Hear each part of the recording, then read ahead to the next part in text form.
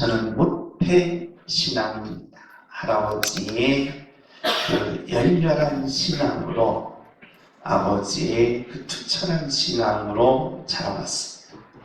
그러다 보니까 저희 집안에서는 성경 외에는 다른 것이 없었습니다. 그래서 어려서부터 성경을 읽었습니다. 목회자가 되기까지 제가 생각해도 100독 정도는 읽었습니다.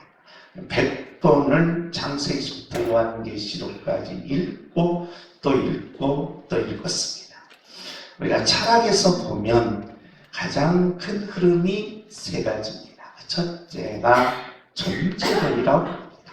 존재론은 뭐냐? 하나님이 계시느냐 안 계시느냐, 하나님 봤느냐 하는 것입니다. 옆 사람 한번 인사 한번 해주세요. 하나님 봤슈? 하나님 봤냐 이 말입니다. 이게 존재론입니다. 인신론에 들어가면 조금 이게 달라집니다. 뭘 어떻게 달라지느냐? 과연 성경이 진리냐는 겁니다. 이 진리는 진리만 있으면 인간은 반드시 인생을 성공시킬 수가 있다는 것입니다. 내가 성공하지 못하면 나의 후손들이 미래를 새 역사로 만든 기적을 반드시 만들어낸다는 겁니다. 그래서 인신론에 들어가면 이 성경이 진짜로 진리냐? 이 말을 바꾸면 성경은 진짜로 하나님의 말씀이냐라는 질문입니다. 세 번째로 우리가 윤리학에 들어가면 인간이 이 땅에 살면서 정말 선하게 양심적으로 그리고 깨끗하게 도덕적으로 사는 모습이 어떤 모습이냐? 에우다이모니아. 아리스토텔레스가 그렇게 주장했던 이 세 가지 인생의 여정길이 있습니다. 그런데 제가 이 성경을 읽으면서 궁금했던 것이 있습니다. 성경은 분명 진리라고 아버지도 할아버지도 교회 가면 목사님도 그렇게 말하는데 하나님의 말씀이라는 내용이라고 긴장하면서 오늘 하나님께서 어떤 말씀을 해주실까 하고 궁금했는데 하나님 말씀 들으러 갔는데 아브라함 얘기가 나와요. 하나님의 말씀 들으러 갔는데 다윗 얘기가 나와요. 그래서 내가 이게 너무 이 갈등을 겪은 적이 있습니다. 성경은 분명 하나님의 말씀이고 진리이고 성경은 분명 계시인데 어떻게 아브라함 얘기가 나오면서 어떻게 이삭의 얘기가 나오면서 어떻게 다윗 얘기가 나오면서 도대체 하나님의 말씀을 찾아보려고 해도 찾을 길이 없습니다. 일부분입니다. 여호와께서 말씀하시되 그 부분 외에는 전부 이스라엘 역사 한 개인의 가정사, 한 개인의 인생사가 어떻게 성경이 될 수 있느냐, 이것이 저의 의문이었고 제가 신앙생활하면서 가장 고민됐던 내용입니다. 그런데 그것을 위해서 몸부림을 치면서 성경을 읽으면서 하나님께서 성령의 감동으로 말씀을 주신 계시가 바로 이 내용입니다. 어떤 내용이냐? 성경은 바로 하나님의 말씀인데 어떤 말씀이냐라고 하면 그 말하는 언어 내가가 아니라 당신 자신을 가르치는 계시다. 그래서 성경을 보면 누구를 알 수 있느냐? 성부 하나님을 알 수 있고 성자 하나님을 알 수 있고 성령 하나님을 알 수 있다는 것입니다. 저희 어린 신앙에서 내가 하나님 보고 싶어서 저는 금식도 많이 했고 그러다 보니까 입신도 들어가서 하나님 얼굴, 예수님 얼굴도 봤습니다. 그런데 볼 때 그뿐이지 나중에는 그게 어떻게 되느냐? 허망해지고 허전하면서 채워지지 않는 공허함이 많이 있었습니다. 그런데 성경을 보면서 한 성부 하나님을 만나면서 성자 하나님을 만나면서 성령 하나님을 만나면서 무릎을 칩니다. 이것이 바로 진리며 이것이 바로 하나님의 살아계신 계시의 말씀이다 라는 겁니다. 그러다 보니까 내게 주어진 어떤 삶도 묵묵하게 이겨갈 수 있는 그 마음속에 있는 그 내면의 힘이 꿈틀거리면서 올라오더라고요. 우리는 두 가지입니다. 내 마음속에서 꿈틀거리면서 올라오는 것이 뭐냐? 신경질이냐 혈기냐, 아니면 여러분 속에서 나오는 꿈틀거리면서 일어나는 이 진리체계가 여러분의 인생을 흔들리지 않게 한다는 것입니다. 주목합시다. 흔들리지 않는 인생이 되게 하옵소서. 주여! 흔들리지 않는 인생이 되게 하옵소서. 아멘.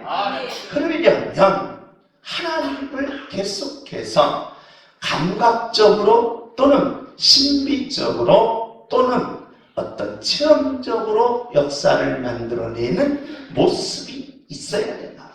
그러려면 이 성경을 분명하게 체계화해야 된다는 겁니다. 이게 창세기부터 요한계시록까지 성경이 66권입니다. 66권을 가장 쉽고 단순하고 가장 알기 좋게 우리가 그것을 만들어내야 되는데, 그게 뭐냐? 학문적으로 하나의 주제, 하나의 내용, 하나의 목적, 하나의 결론이라는 것입니다. 우리는 계속해서 2025년 올해는 시편입니다. 시편의 핵심은 뭐냐? 시편 1편에서 150편까지 다윗이 하나님께로부터 계시받았습니다. 그런데 일반 학자들은 시편을 어떻게 보느냐? 다윗이 쓴 것, 그 다음에 아삽이 쓴 것, 모세가 쓴 것 모아서 그냥 시집으로 만들었다는 겁니다. 그럼 우리는 이렇게 생각합니다. 분명 하나님의 말씀이라고 말했는데 왜 갑자기 시편 속으로 들어가면 시집이라고 하느냐? 다윗도 모세도 아삽도 모아서 만든 책이지 왜 그걸 시집이라고 하면서 우리는 그것을 속이느냐라는 질문을 받게 된다는 것입니다. 그렇다면 저와 여러분은 어떻게 해야 합니까? 시편은 창세기서부터 말라기까지는 아주 단순하게 되어 있습니다. 창세기서부터 사사기까지는 제사집입니다. 그리고 룻기에 딱 들어가면 왕이 없음으로 백성들이 고통을 당합니다. 그래서 룻기는 왕을 준비하면서 에스더까지 왕직에 대한 내용이 나옵니다. 우리는 이것을 이스라엘 역사라고 말합니다. 그리고 욥기 시편 잠언 전도서가 문제가 됩니다. 그런데 그 뒤에 보면 이사야서부터 말라기까지는 다 17권이 선지자들에 대한 내용입니다. 그런데 욥기 시편 잠언 전도 아가서가 구약성경의 논리적 통일성을 찾기가 너무 어려워졌다는 것입니다. 그래서 이걸 저는 밑으로 빼버렸습니다. 그러면서 욥기는 창세기서부터 말라기까지 역사하신 하나님의 전능하심, 그리고 시편은 창세기부터 말라기까지 모든 인생사의 핵심입니다. 따라서 합시다. 내 뜻대로 되지 않는다. 누구 뜻대로 된다? 하나님의 뜻대로 된다는 것을 다윗이 하나님께로부터 계시받아서 그걸 우리들에게 성부 하나님을 통하여 소개하는 거예요. 그러면서 잠언은 뭘 가르치느냐? 하나님의 뜻대로 저와 여러분을 뭘로 삼아주셨다? 자녀 삼아주셨다. 그래서 잠언을 읽게 되면 내 아들아, 내 자녀라, 자녀들아, 자녀들아는 말이에요. 그러면서 자녀에게는 반드시 뭘 주시겠다? 영광을 주겠다. 하나님과 일치. 그리고 마음먹은 대로 이루어지면서 뭐까지 그냥 죽음을 이기는 능력을 가지고 예수 믿는 하나님의 자녀들은 아가서 뭘 완성시켜라? 사랑을 완성시킨다는 겁니다. 그러니까 성경은 분명히 진리임을 저와 여러분이 깨닫는 순간 여러분은 여러분의 자신을 이기며 여러분의 세상을 이기면서 여러분이 꿈꾸는 소원을 반드시 이루어갈 줄 믿습니다. 주님, 내 소원을 이루어 주옵소서. 주여, 내 소원을 이루어 주옵소서. 아멘. 오늘 본문의 내용입니다. 우리 다 같이 한번 읽습니다. 시작.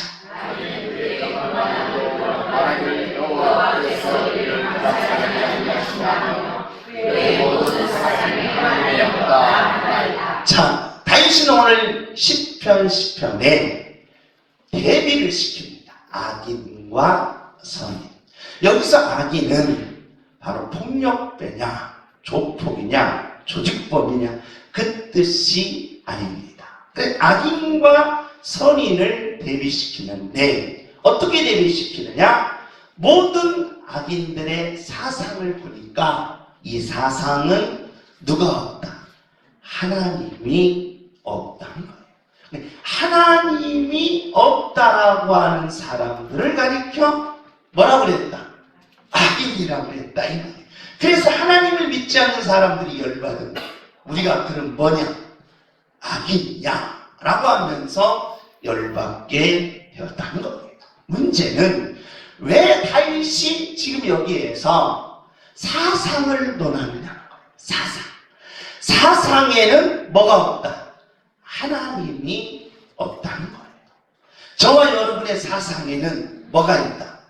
하나님이 살아 계시다는 거예요. 주목해 줍니다. 하나님은 살아 계십니다. 주여! 왜 이게 이렇게 중요하느냐라는 겁니다. 우리는 이 땅에 살면서 이 신앙생활이라고 부릅니다. 예수 믿는 사람들을 가리켜 신앙생활. 그런데 이 사상과 이 신앙생활을 우리가 착각하는 경우가 많다는 거예요.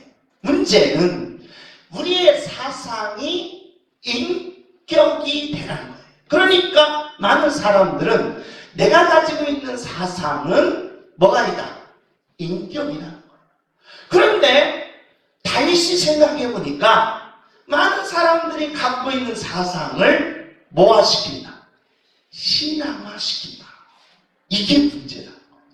다윗의 오늘 핵심은 그겁니다. 그러니까 내가 갖고 있는 사상은 뭐가 아니다? 신앙이 아니라는 거예요. 그대로 여러분이 가지고 있는 뭐다?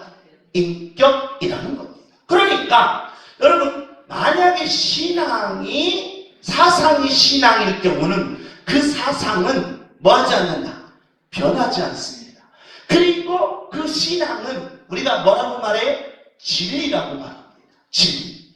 그런데 여기에 중요한 것이 있습니다. 만약에 이 사상이 저와 여러분에게 있어서 생명의 존엄성입니다. 생명의 존엄성은 신앙입니다. 뭐가 아니다? 사상이 아니다.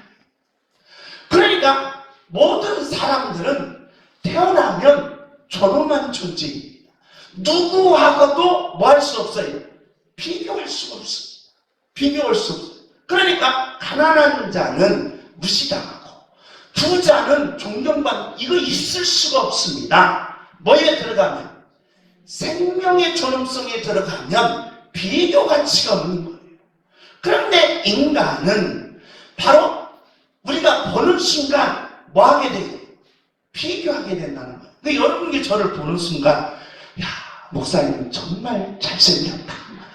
얼마나 비교합니까? 그런데 인간은 배운 자, 못 배운 자 비교한다. 그리고 이 땅에 살면서 가진 자, 못 가진 자 비교한다. 키 큰 자, 키 작은 자 비교한다는 거예요. 그래서 거기에서 인간이 좌절감과 상처와 상실감이 드러납니다. 그러니까 이 생명의 존엄은 뭐가 될 수 없다? 사상이 될 수가 없습니다. 뭐예요? 신앙이 돼요. 그래서 신앙이 있는 자는 생명을 존엄하기 때문에 비교를 안 시킵니다. 그래서 교회에 와도 가난한 자가 와도 그 다음에 어떤 분이 와도 똑같은 존엄한 자로 예수님은 인정한다. 인정한다. 내가 배우든 못 배웠든 가졌든 못 가졌든 건강하든 건강치 못하든 하나님 앞에 오면 나를 존엄한 존재다. 나는 하나님 앞에 존엄한 존재로서 하나님의 자녀의 능력을 받을 수가 있다. 그런데 이게 사상화가 되는 뭐냐? 생명의 존엄성이 박탈된다. 여러분 보세요. 이 도덕과 양심이 사상화가 되는 이게 문제가 됩니다. 그래서 도덕과 양심은 뭐 안에 있어야 된다? 신앙 안에 있어야 된다. 만약에 사상 속에 있으면 도덕과 양심이 뭐가 된다? 파괴가 된다. 그러면서 사상이 바로 뭐 해야 되냐? 신 속에서의 믿음인데 만약에 신을 제거하고 사상이 신앙화가 된다면 오늘 엄청난 결과를 가져온다. 이거 왜 그러느냐? 이게 죄의 본질이다. 그래서 오늘 다윗은 죄의 기원, 죄의 정의, 죄의 성격, 그러면서 네 번째로 다루는 게 뭐냐? 죄의 본질이다. 죄의 본질이 뭡니까? 라고 물으면 하나님과 인간이 서로 뭐 하는 거? 분리되는 거. 이게 죄라는 거예요. 그러니까 저와 여러분은 하나님과 내가 뭐 때문에 안 된다? 분리되면 안 된다. 어떻게든 하나님께 붙어 있으라. 주먹이 하나님께 붙어 있게 하옵소서. 주여! 분리되면 안 된다는 겁니다. 그러면서 분리되는 순간 어떻게 됩니까? 대립돼요. 대립. 이 대립은 어떤 결과를 가져오느냐? 다 같이 읽습니다. 시작. 너희가 그것을 먹는 날에는 너희 눈이 밝아서 하나님과 같이 되어 선을 알 줄을 하나님이 아시리라. 자, 하나님 이제 저리 가시죠. 창조도 했고 인간도 다 창조했으니 다 만들었으니 하나님 이제 저리 가십시오. 누가 신이 된다? 내가 신이 되겠다. 이게 죄의 본질성이라는 거예요. 본질성. 그렇기 때문에 왜 이렇게 사상이 무섭느냐라는 거예요. 사상이 신앙화되면 어떤 결과를 가져오느냐라는 거예요. 첫째, 인간의 존엄성이 파괴됩니다. 제가 말씀드렸죠. 제가 아는 분이 있는데 부평 경찰서 무궁화 3개 했답니다. 6.25가 일어나니까 이분이 고향에 내려서 피해 있다가 잡혔습니다. 잡혀있는데 그 형님의 아내가 아기를 뵀었어요. 아기. 배가 이만히 나갔어요. 근데 잡아다가 그 동네 사람 군중들 앞에서 죽창으로 어린아이 배를 찔러버렸어요. 부모님. 이분이 치욕을 들여요. 공산주의를 왜 좋아하는지. 왜 그렇습니까? 이 공산주의가 사상인데 그 사상이 뭐가 된다? 신앙화가 되는 문제가 이렇게 크다는 거예요. 신앙화. 그래서 부모님이 거기에서 기절했고 부모님 그걸 본 그분이 일을 가는 거예요. 일을 가는 거예요. 형수님과 형님과 그 속에 있는 조카가 죽창으로 찔림을 받으면서 난장판이 된 인생사. 그래서 도덕이 있습니까? 없다는 거예요. 도덕이. 양심이 있습니까? 없습니다. 그래 사상이 종교화될 때 존엄성이 무너지고 도덕성이 무너지고 양심이 무너집니다. 여러분 우리가 비근한 예로 지금 북한에 봅시다. 북한 김정은 얼마나 착하지? 얘를 내밀고 얼마나 착한지 얼마나 뭐예요? 웃으면서 항상 웃어요. 김정은이 보세요. 항상 가는 데마다 웃어요. 그런데 그 보세요. 그가 하는 행위를 보세요. 모든 군중들 앞에서 총으로 그냥 양심이 있습니까? 인간의 존엄성이 있습니까? 없다. 왜? 거기에는 사상이 뭐가 들어간다? 신앙화가 된다. 신앙. 이렇게 무섭다. 그것을 학문적으로 완성시킨 자가 있다. 학문적으로. 이미 다윗이 예언한 것처럼 이 사상이 신앙이 되면 안 된다라고 다윗이 그렇게 호소하면서 백성들에게 외쳤는데 이것을 학문화 진리화시킨 사람이 있어. 진리화시킨 사람. 그게 바로 마르크스라는 거예요. 마르크스를 보면 이렇습니다. 상부 구조라고 해요. 정치, 법, 경제, 사회에 있는 높은 사람.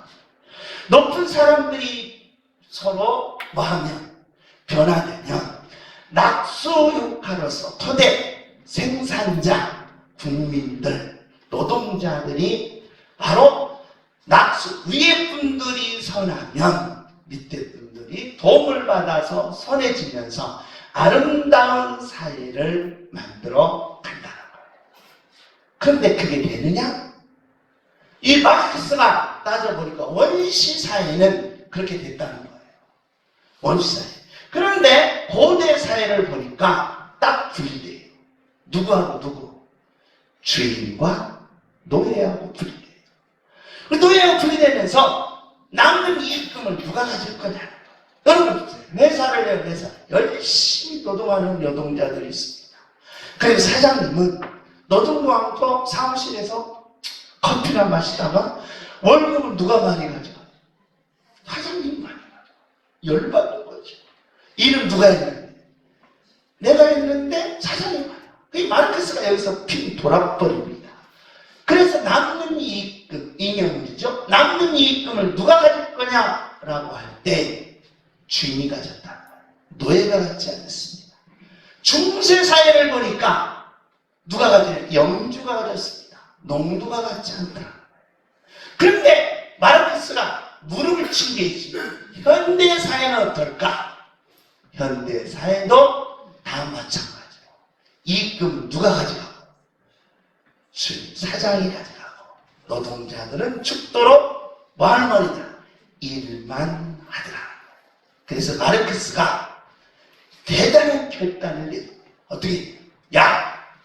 지금부터는 우리가 가진 모든 사상을 뭐하자?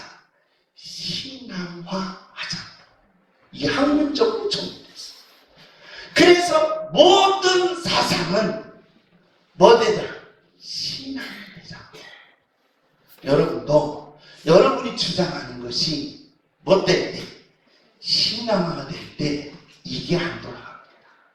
변하지 않아요. 변할 수가 없습니다. 그래서 우리나라의 이 사상, 신앙이 사상화가 된 삶 속에서 그 죽은 사람들이 종교의 순교자들보다 많았습니다. 이거 엄청난 아픔, 이거 엄청난 피해. 왜 그러느냐? 만약에 그 사상이 신앙화가 될 때 어떻게 되느냐? 무력이 된다. 그래서 무력 행하는 생명의 존엄성과 도덕의 양심과 그리고 신을 없애버리면서 내가 뭐다? 신이다. 그래서 총으로 따발총으로 쏴도 그 고무부를 따발총으로 쏴도 전혀 양심의 가책이 없습니다. 양심이 오히려 잘했다는 거예요. 잘했다. 그래서 생명의 존엄성을 파괴시킨다. 이걸 누가 하느냐? 다윗이 알았다. 그래서 다윗이 이렇게 말합니다. 모든 사상을 신앙화하지 말고 사상은 뭐다? 인격이다. 인격은 뭐합니까? 인격은 뭡니까? 고칠 수 있잖아요. 인격은 뭡니까? 성장할 수 있잖아요. 그런데 신앙은 진리예요. 고칠 수도 없어요. 신앙은 진리예요. 변하지도 않습니다. 신앙은 진리예요. 반드시 그 길로 가야 돼요. 그렇다면 무력이 신앙화될 때 어떻게 될까? 이건 가짜를 쓰는 감당이 어려운 그런 확살가 등장한다. 그래서 다윗은 이게 고민인 거예요. 그래서 모든 사람들은 사상을 뭐하지 말라? 신앙화하지 말고 신앙은 오직 하나님과 나와의 관계 속에서 그것을 정립하는 거예요. 할렐루야. 오직 신앙은 사상화하지 말라. 그래서 사상은 신앙하지 말고 그대로 저와 여러분이 지키면서 고치면서 나가는 거예요. 우리 다 같이 한번 읽습니다. 시작.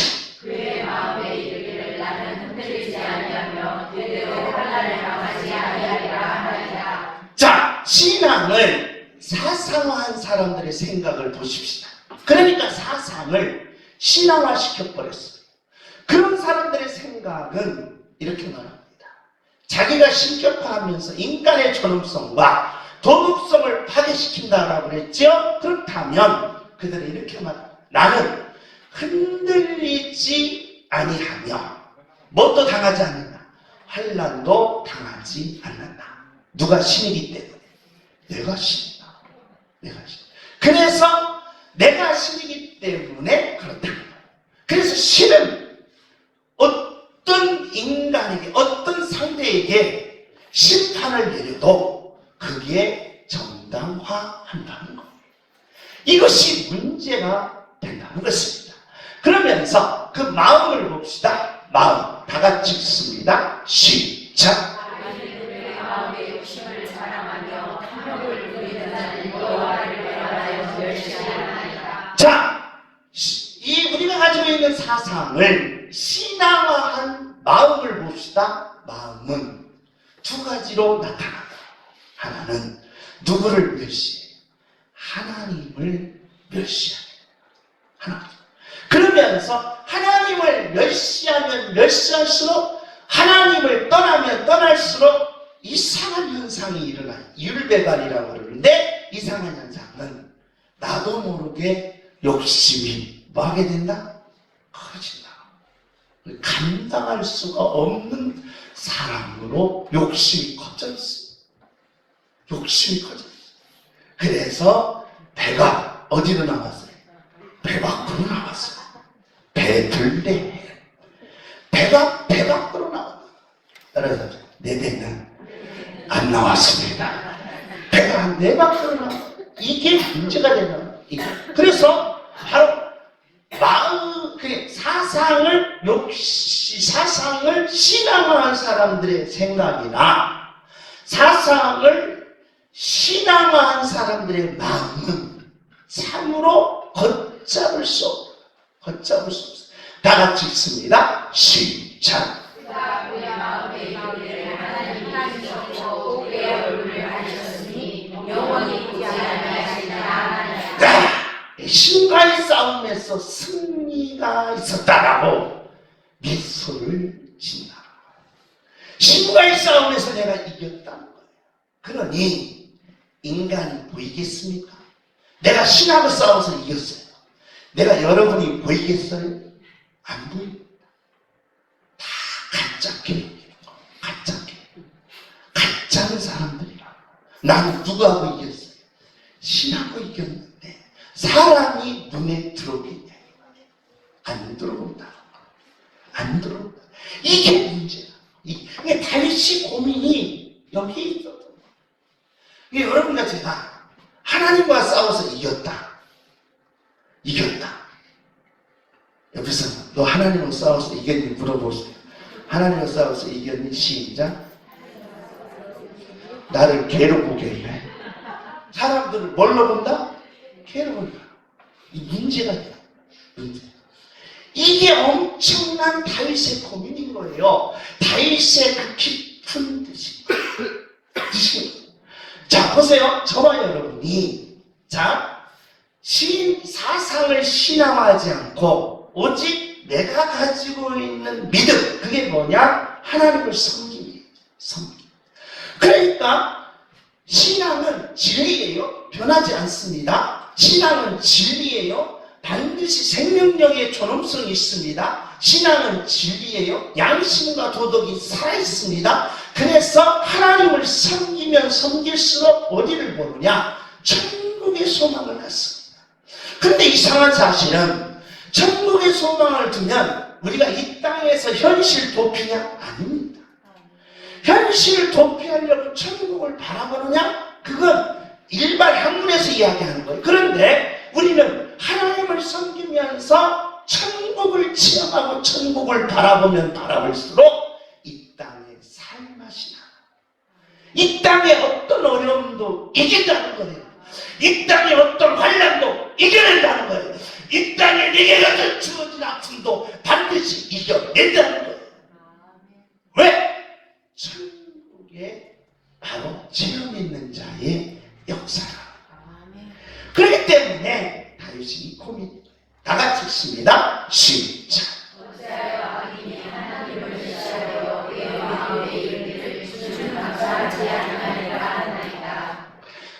그래서 저와 여러분이 기억할 것은 사람은 멸시해도 누구는 멸시하지 마. 하나님 멸시. 그렇구나. 그럼 오늘부터 나가면서 사람들 멸시하지는 그런 인생 살지 말고 수준 낮게 이야기하지 말고 생각하지 말고 하나님 멸시하지 말고 사람은 멸시하랬다고 우리 양문교 양무창교 목사가 그랬다. 그래서 나가서 사람들을 다 멸시하는 그런 멍청이가 어디 있습니까? 내가 그 의도로 말한 게 아니에요. 여러분과 저는 어떠한 일이 있어도 하나님과 분리되지 말고 하나님과 대립시키지 말고 여러분이 신격화해서 내가 신이 되려고 하지 말고 나는 어떠한 일이 있어도 누구 섬길 것이다. 하나님 섬길 것이다.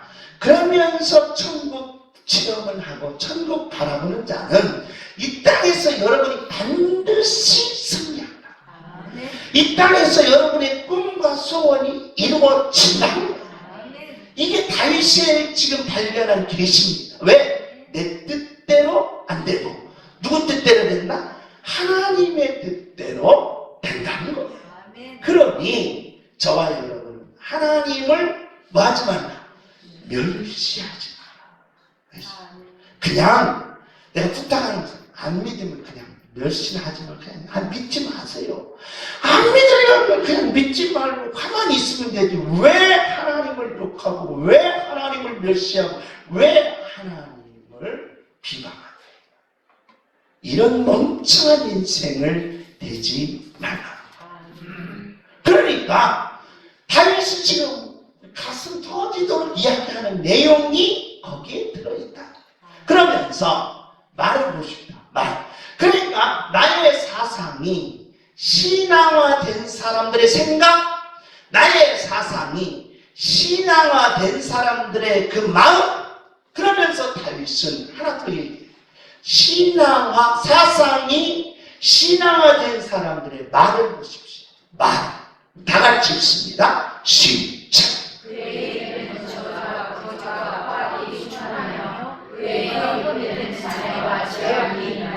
저주와 거짓이 못된다. 가득 차있다.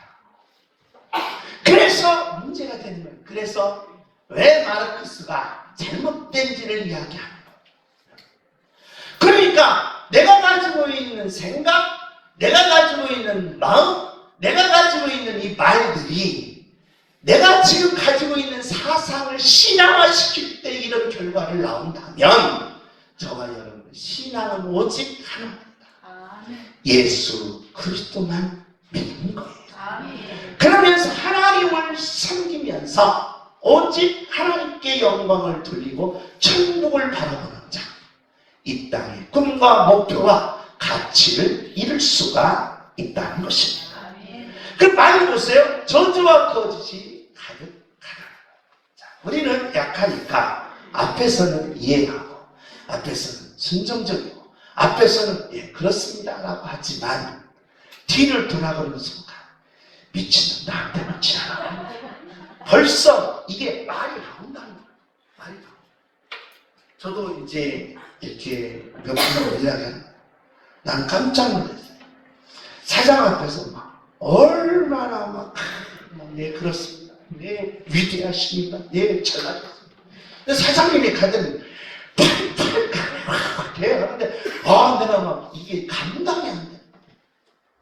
앞에서는 그냥 막 위대하게 하는데 뒤에서는 막 사장님을 욕하는데 내가 그냥 머리통이 쓰러질 뻔했어요. 상호 시장님한테 그러지 말라.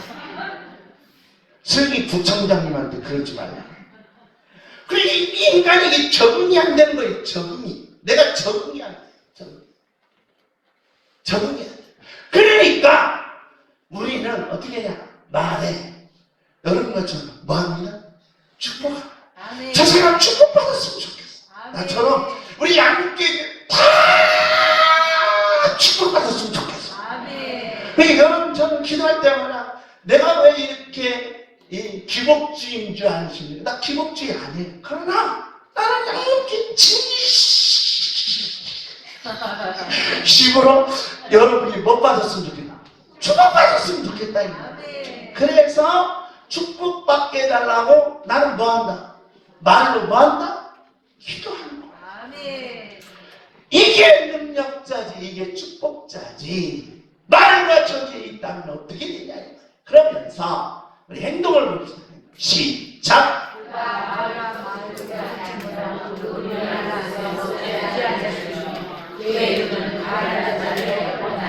할렐루야. 행동은 뭐냐? 먹어도 안 먹은 척하는 거야. 나도 그랬어요. 너 밥 먹었니? 안 먹었는데. 그래서 또 먹어. 이게 은큼한다는 말이에요. 무지한 척. 은큼하면 안 돼. 따라서 합시다. 은큼하지 마라. 은큼하면 안 된다는 거예요. 은큼하면 안 된다는 거예요. 다 같이 읽습니다. 시작!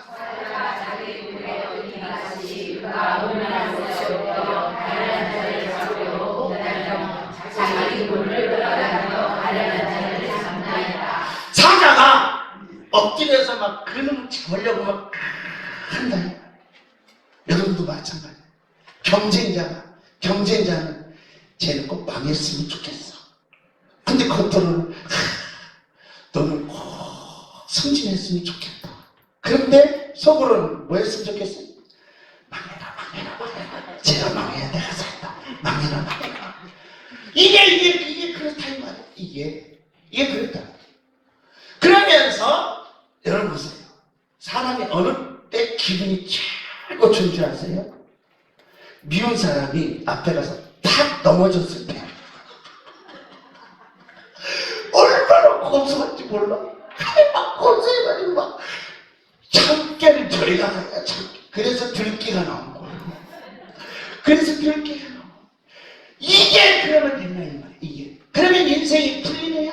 안 풀린다. 그래서 지금 다윗이 사상을 뭐화시키지 마라. 신앙을 제발 좀 신앙화시키지 마라. 오직 신앙은 예수님 외에 없습니다. 할렐루야. 예수님이 나의 구원자십니다. 예수님이 나의 생명을 주시고 예수님이 나에게 천국을 주셨어. 내가 이 땅에서 예수 믿으면 내게 능력이 나타나서 내 병을 치료받고 내 기도 응답받고 내 삶의 가치와 목적을 이룰 수가 있다는 것입니다. 아멘. 할렐루야. 아멘. 사자같이 어려운 생활을 하지 말고 다윗이 이렇게 말합니다. 나의 행동은 오직 누구만 의지야? 주님만 의지하라. 나는 주님만 의지하면서 나는 주님만 의지하며 살겠어. 할렐루야. 마지막으로 우리 다 같이 한번 읽습니다. 시작.